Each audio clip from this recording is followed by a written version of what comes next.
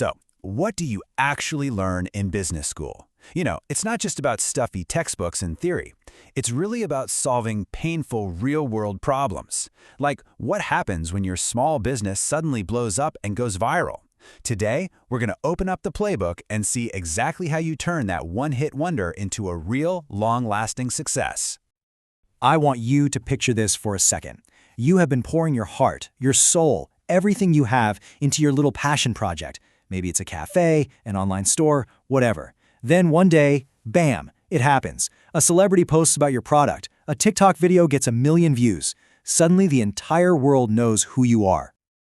And yeah, for a minute, it feels amazing. The sales are pouring in. But then, reality hits. You realize you're completely drowning. Orders are piling up. The quality starts to slip. Your team is totally burned out. That dream come true moment, it's just turned into your biggest nightmare. So how do you fix this mess? How would a professional consultant, someone trained for this, actually tackle the problem? Well, that's what we're going to do.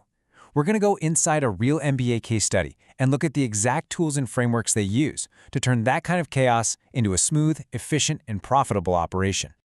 All right, let's meet our patient. This is the Zenith Wellness Cafe, founded by Verna Lee. It's this cool, health-focused spot, and it's their protein bars that suddenly went viral online. And what should have been the best thing to ever happen to her business, well, it quickly spiraled into a total operational crisis. And this, right here, is a key detail from the case study. Verna and her team, they're stuck. They're completely stuck. They're so deep in the problem, they can't see the way out. You know that saying, they're working in the business, not on the business. They really need that outside perspective to see what's actually going wrong. And boy, are the symptoms clear. The protein bars, they're all different shapes and sizes. The kitchen itself is just pure chaos, all happening on this tiny little counter. And get this, to stop customers from complaining that the bars are too small, they just started making them all extra large, which is absolutely crushing their profits. Staff are even throwing in random extra ingredients, and of course, customers are noticing. And this failure, it isn't just a vague feeling. It is incredibly specific. You can measure it. The target for these protein bars is super precise. They need to be between 57 and 63 grams. That's it. By constantly missing this simple target, they have a real data-driven problem, not just a sense that things are kind of off. So how does a consultant, or in our case, an MBA student, even begin to fix this? Well, they don't just start guessing. They open up a toolkit of powerful, proven management theories designed for exactly this, diagnosing and fixing these kinds of operational disasters.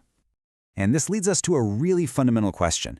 In a chaotic system like this, the real problems are often invisible, right? It's not just the ingredients you throw away that you can see, it's the wasted time, the wasted movement, the wasted potential that's so much harder to spot. So, how do you fix something you can't even see? Well, the answer comes from the legendary Toyota production system. It's a concept called MUDA.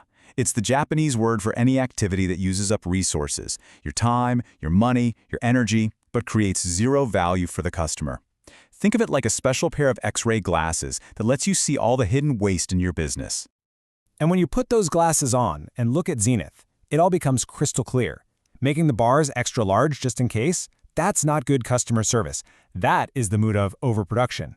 The staff running around swapping equipment on that tiny counter, that is the mood of excess motion.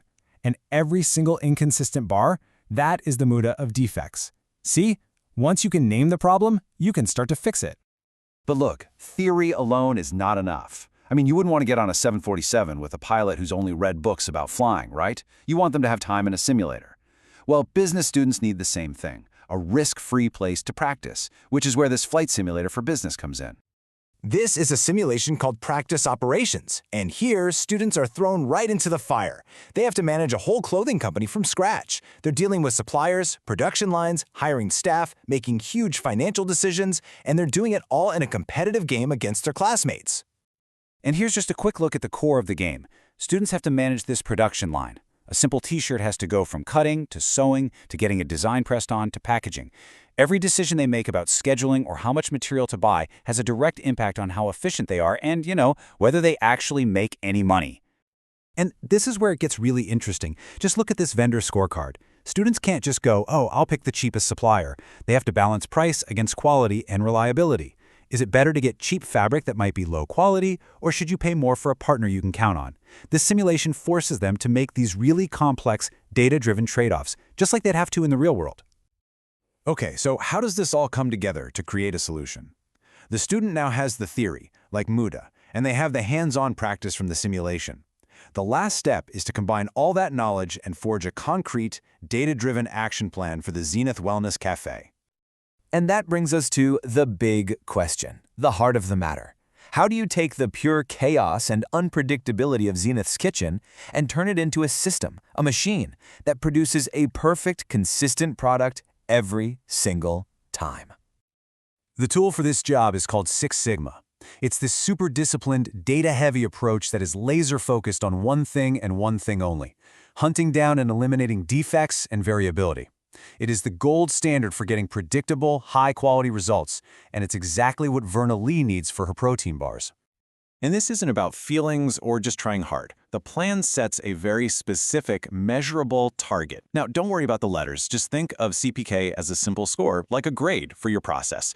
If you can get your score to 1.00 or higher, it means your process is officially capable of meeting its quality goals over and over again. This is what success looks like when it's written in the language of data. So what's the payoff for all this work? Well, the student's action plan shows a really clear improvement.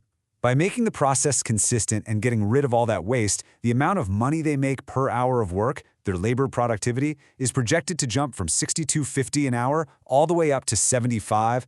That's a direct line from fixing the process to making more money. And here is the bottom line, the ultimate report card for the business. It's something called multi-factor productivity.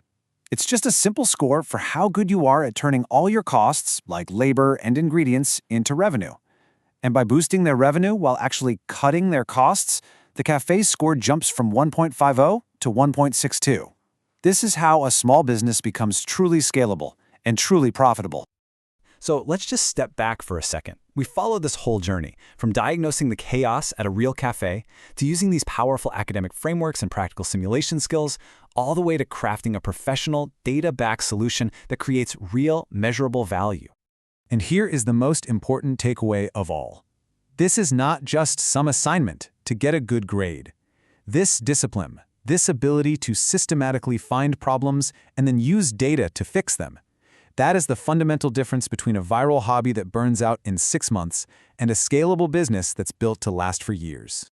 So I'll leave you with this question to think about. Imagine it's your business. You just went viral. The orders are flying in, the phone's ringing off the hook.